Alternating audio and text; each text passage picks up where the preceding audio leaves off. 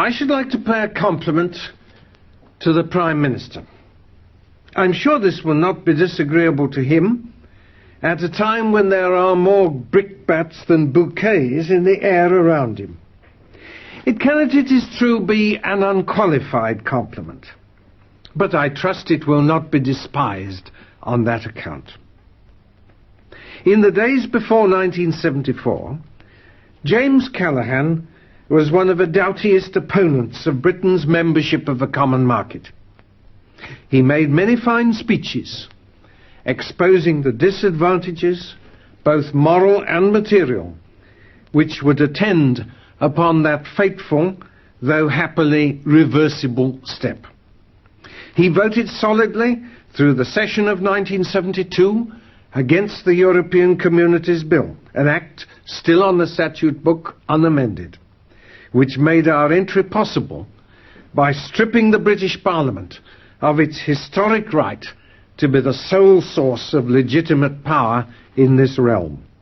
What is more, he indicated the minimum requirements of Britain's interests that must be met if we were to remain associated with the common market, and he made no bones about declaring that they were incompatible with that crucial section of the 1972 Act which abrogated Britain's political independence.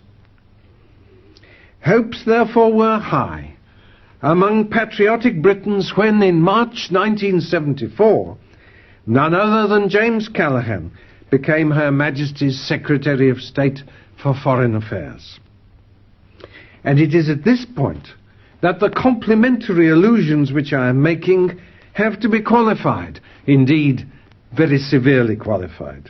Yet I will draw, as best I can, the kindly veil of palliation over the dismal interlude which followed. Backed though he was by a large majority of his cabinet colleagues, as Harold Wilson has revealed in his recent book, constrained and strengthened though he was by his own words and actions of previous years, the Foreign Secretary succumbed in little more than 2 months to the mephitic atmosphere of the Foreign Office.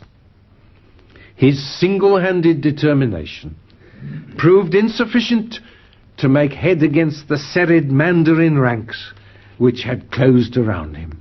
He was overborne and made captive by those who were determined that parliaments and politicians might come and go, but that this island should remain a predestined province of the new super-state of Western Europe.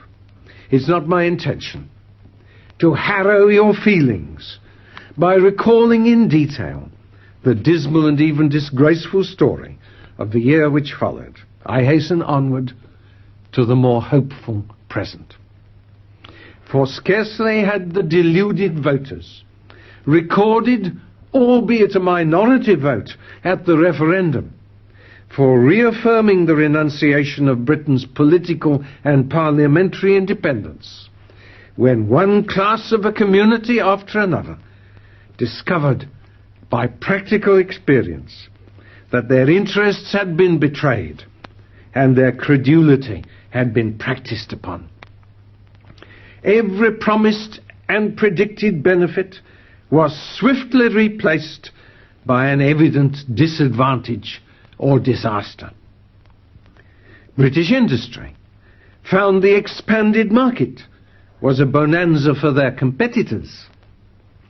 British commerce discovered that their trading surplus with the rest of the world was swamped by a deficit with Europe.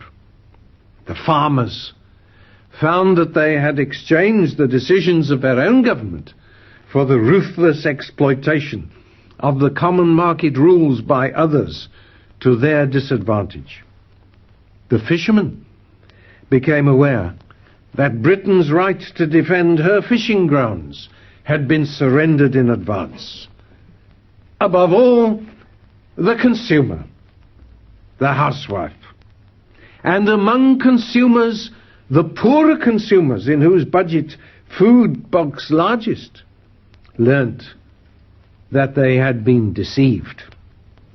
They had been told But before Britain, there stretched the prospect of a world of scarcity, a world of higher prices, a world that would no longer have a surplus to sell to Britain, and that they ought to be grateful to take refuge in the safety of Europe, where supplies would be safe and guaranteed, and priced upon the whole at levels advantageous in comparison. Of course, it was the opposite that happened. As the electorate had been warned by those to whom too few would listen, the world market speedily resumed its normal complexion, which for a century and a half had made Britain the crossroads of the oceans and given her people the highest standard of living of any industrial nation in the old world. Listen to what the Consumers Association had to say not long ago. Butter in the EC is 270% of the world market price. Skimmed milk powder, 330%. Beef, around 200%. And wheat, around 150%. I wonder how many electors would have voted yes in 1975 if those figures had been before them then. However, I must come to that compliment, a genuine compliment, which I promised the Prime Minister. I recently asked him a question in the House of Commons. Would it not, I inquired, be of great assistance and satisfaction to the TUC and the public generally if this country were able to buy food at advantageous prices in world markets? Now, he didn't do what 9 politicians out of 10 would have done. He didn't beat about the bush and talk about security of supplies and world scarcities and countervailing benefits. He came straight out. Yes, said I think it would. It was always one of the weaknesses of our entry into the community that the common agricultural policy does not suit our requirements. They are words of truth, which deserve to be displayed in Whitehall in letters 10 feet high. It is, as the Prime Minister correctly stated it, a permanent truth and not a temporary conjuncture. The very principle of the common agricultural policy, which is the foundation, the French precondition, and the one functioning reality of the EEC to date, is a regime of self-sufficiency and high prices as a matter of deliberate policy, a regime totally incompatible with the requirements of a densely populated, highly industrialized island nation. It is something that the EEC cannot change and will not change, which is why I must part company with the Prime Minister when he continued.